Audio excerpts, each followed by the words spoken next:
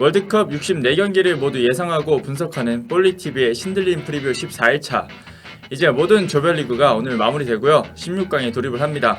그래서 오늘은 16강전 2경기 프리뷰를 진행을 해볼 텐데요. 16강 첫 2경기죠. 네덜란드 대 미국, 아르헨티나 대 호주의 경기를 프리뷰를 진행해 보도록 하겠습니다. 2경기 모두 핵심 분석을 한번 살펴볼 거고요. 오늘 윤희영 기자, 저 혼자 진행을 해보도록 하겠습니다. 자, 첫 번째 경기는 네덜란드 대 미국의 경기이고요. 4일 오전 0시 카타르 칼리파 국제경기장에서 열립니다. 조별리그 결과 먼저 살펴보겠습니다. 네덜란드는 A조 조별리그에서 2승 1무로 16강 진출에 성공을 했습니다. 개최국 카타르 그리고 에콰도르, 세네갈과 같은 조였죠. 1차전에서 세네갈을 2대0으로 잡으면서 좀 빠르게 첫 승에 성공을 했고요. 2차전에서는 에콰도르와 1대1로 비겼지만 3차전에서 카타르를 2대0으로 잡으면서 무패 행진으로 조별리그를 마쳤습니다. 그래서 승점 7점으로 조 1위를 좀 확정을 했고요. 본선에 오르지 못했던 2018년 러시아 월드컵의 아쉬움을 좀 씻게 됐습니다.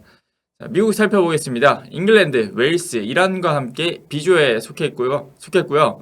조별리그에서는 1승 2무로 16강 진출에 성공을 했습니다.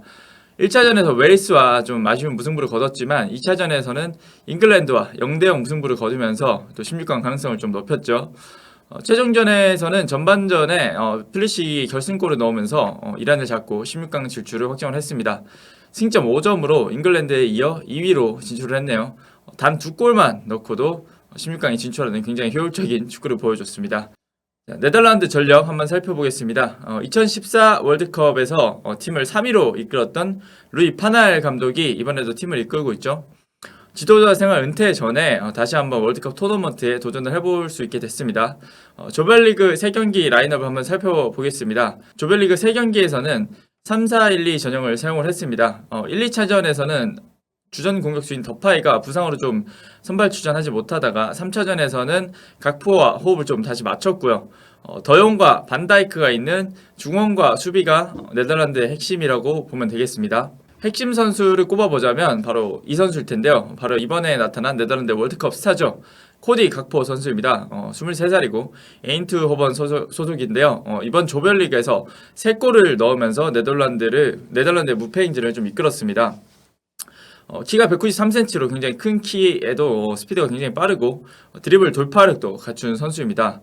올 시즌 에인트호번에서 이미 14경기 9골 12도움을 기록하면서 굉장히 좀 좋은 폼을 이어오고 있었어요. 근데 월드컵 와서도 좋은 활약을 이어가고 있습니다.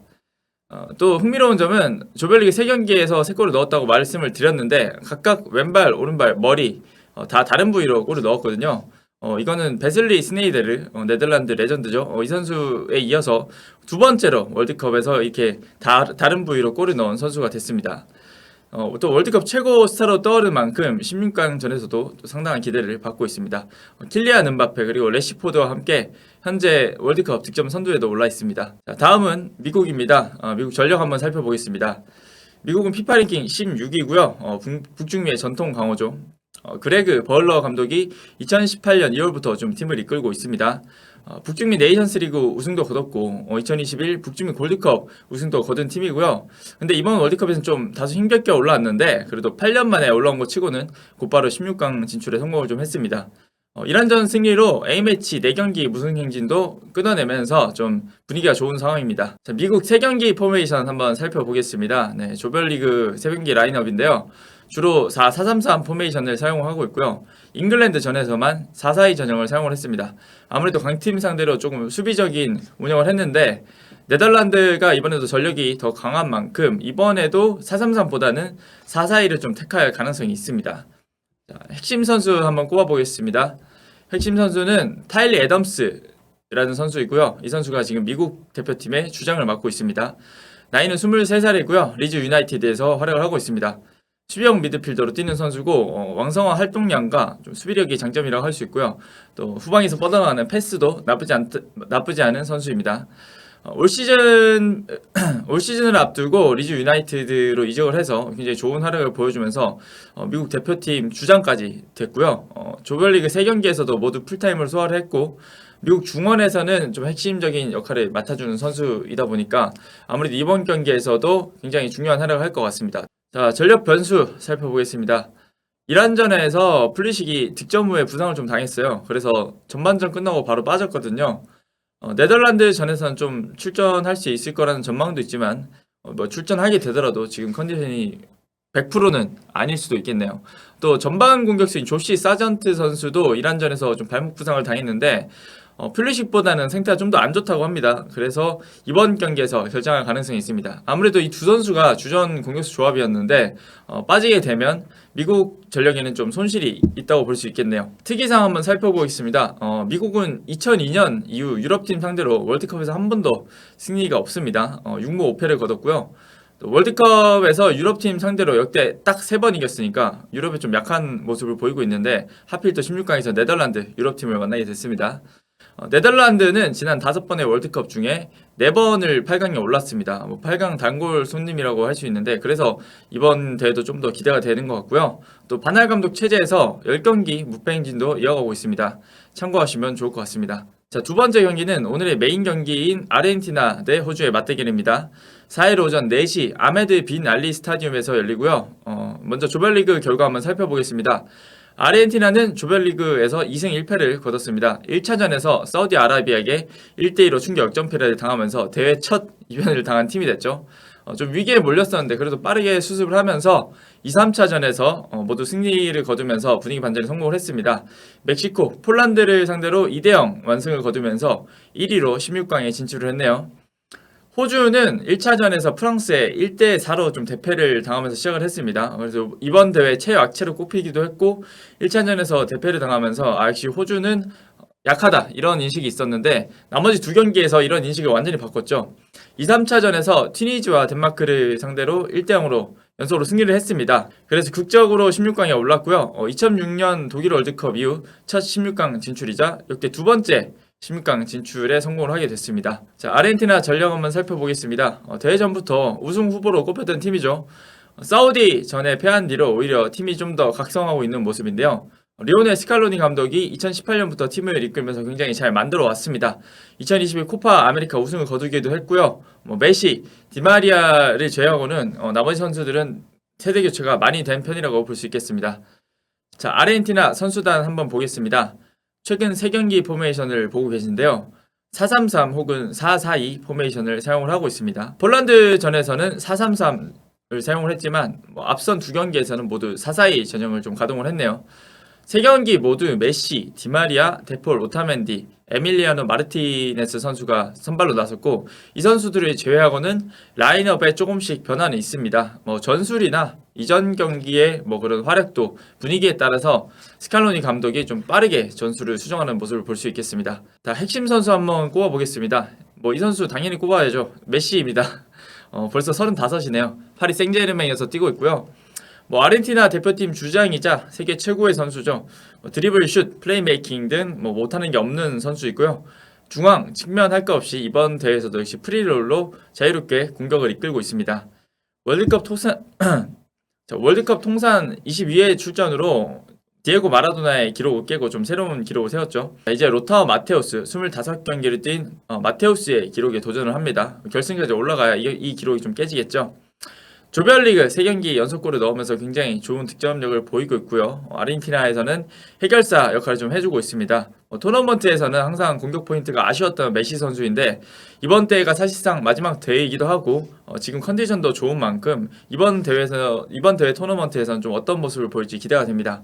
자, 호주 전력 한번 살펴보겠습니다. 축구하는 캥거루라고 불리기도 하죠.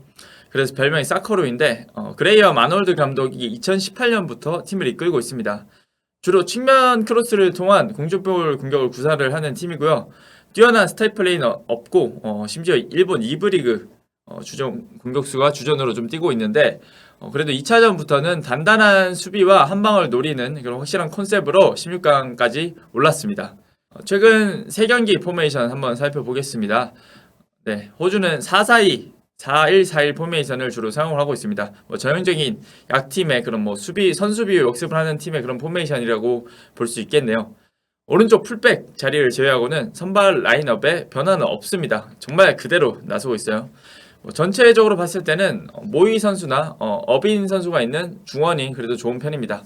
핵심 선수를 한번 꼽아보겠습니다. 핵심 선수, 이 선수 잘 모르실 텐데 매튜 레키라는 선수입니다. 호주 대표팀 부주장이고요. 31살이고 멜버른 시티에서 현재 활약을 하고 있습니다. 유로파 출신 선수예요. 메넨 글라트바흐, 프랑크푸르트, 잉골슈타트, 헤르타 베를린에서 뛰었고요. 이브레그에서 뛴 경험이 많지만 어쨌든 이런 무대에서 활약했다는 점 확인하시면 될 것 같고요. 측면에서 스피드와 크로스가 굉장히 장점입니다. 이번 대회에서도 좀 레키 선수의 크로스가 호주의 주 무기가 되고 있거든요. 프랑스 전에서도 구딘 선수의 첫 골을 좀 크로스로 돕기도 했습니다. 또 뒷공간 침투를 보여주기도 하는데 덴마크전에서 역습으로 수비수 2명을 제치고 결승골을 넣으면서 16강 진출을 이끈 주인공이 됐습니다. 조별리그 1골 1도움을 올리면서 호주가 넣은 3골 중 2골에 관여를 한 만큼 호주의 가장 컨디션 좋은 그런 핵심 선수로 꼽아볼 수 있겠습니다. 두 팀의 경기는 2007년 이후 첫 번째 맞대결입니다. 그 당시에는 좀 친선 경기를 치렀었죠. 호주는 또 남미 상대로 월드컵에서 승리가 없어요. 근데 아르헨티나도 이번 대회에서 처음으로 아시아 팀한테 패했잖아요. 그런 기록이 있는 만큼 호주도 희망을 한번 가져볼 수 있겠습니다. 어제는 바로 일본이 또 스페인을 잡기도 했는데 이번 대회는 아무래도 굉장히 이변이 많은 만큼 또 16강에서 또 이변이 발생할지 지켜보는 것도 굉장히 흥미롭겠네요. 두 팀의 경기도 저는 예상보다 흥미롭게 진행될 수도 있다고 생각을 합니다. 자, 승부 예측 시간입니다. 네덜란드 대 미국부터 살펴볼게요. 다 네덜란드의 승리를 좀 예상을 했습니다. 제가 네덜란드를 뽑은 이유는 미국 선수단이 굉장히 잉글랜드 상대로도 잘 맞고 했지만 네덜란드도 좀 좋지 않은 경기력 속에서도 한 방이 있는 모습은 그래도 계속 보여줬단 말이에요. 3경기 내내 득점에 성공하기도 했었고 그렇기 때문에 네덜란드가 그래도 한 골은 넣을 수 있지 않을까.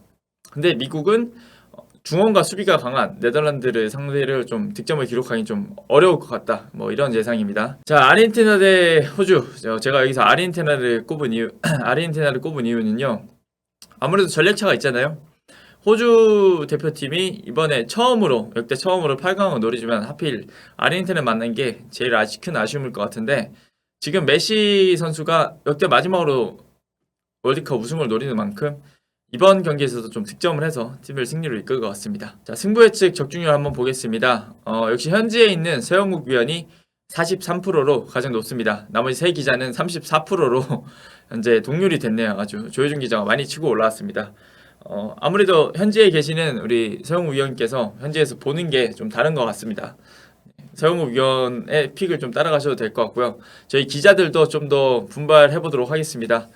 네, 오늘의 신들린 프리뷰는 여기까지입니다. 여러분도 댓글을 통해서 승부 예측을 남겨주시면 감사하겠습니다.